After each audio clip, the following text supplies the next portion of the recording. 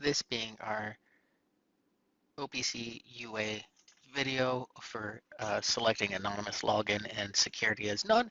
We're going to start out in the web interface. You're going to be in connections. You're going to click on OPC UA.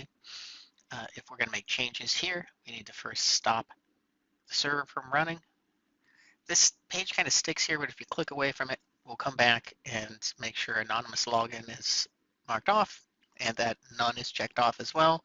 You click assign data, click again, and then we can click and start up the server again. So this is going to be our first go at setting up the OPC UA connection via Kepware configuration tool. So we're going to start out by clicking here to add a channel. We're going to go down to, we just hit O. There we go. OPC UA clients. Next. I'm going to call this AL159x master test 1. Next. So we're going to put in the IP address of the IoT port on the master and end with the port that we have set up, 4843. In this case, we're not going to use a security policy because I just want to see that it works, right? Let's worry about a certificate another time. Let's get this thing up and let's get this thing running. The one thing that's not included in the manual is the username and password you might need. Next, finished. And voila. So we have our connection now loaded up, and we need to add a device. I'm going to call this AL159x my desk. And we're going to do next. I'm going to skip through most of these. I'm going to select import items. Now here, we're now browsing our connection to the master.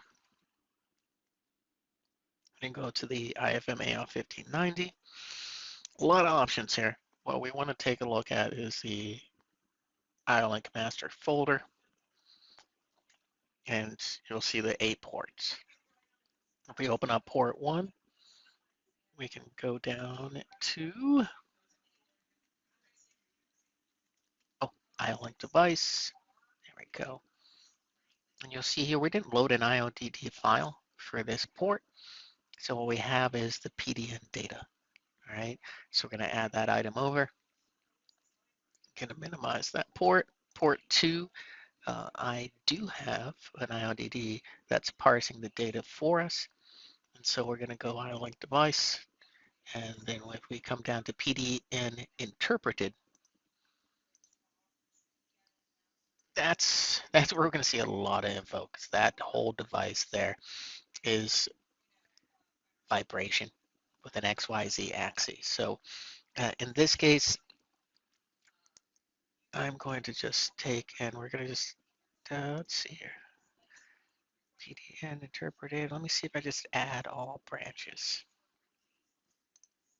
There we go. That brings over everything. You might want to double check, or we will double check and see if that's just a little too messy or not, because there's just a whole lot of information that we can get over OPC UA. I'm going to go to port 3, IO-Link device. Let's scroll this a bit. And again, the IODD is loaded, interpreter. And in this case, this is just a simple distance ultrasonic sensor. So I want just the distance.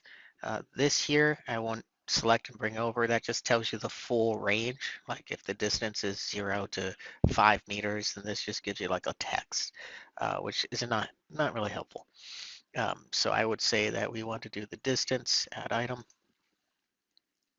And maybe if you want it, you could add the unit that distance is being read in.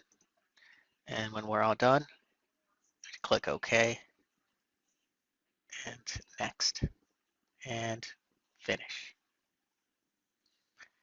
Now we can see underneath our connection, we can see the master. We open this up, you'll see port 1, 2, and 3. And we can see the PD interpreted. This is just the analog device, which is just the PDN string of data that would be coming back. This I want to put in there as well. So I just want all of this. Okay, good, good, good, good. All right, so let's come back and we're going to start up the quick client and we're going to go to our master. And you'll see here, we're bringing in a bunch of good values over OPC UA. The PDN here you'll see, because it's not parsed, it's just a string of hex values that would need to be parsed and converted to an integer. Underneath that, because we pulled everything, you'll see there's a lot of things you don't need in here. For instance, for the vibration, it gives you that EU tag that gives you the lowest value and then gives you the highest value you can pull in for that value, the unit, and then the value. I mean, really, you should just need to know maybe the unit and then just pull in the raw value that's coming in.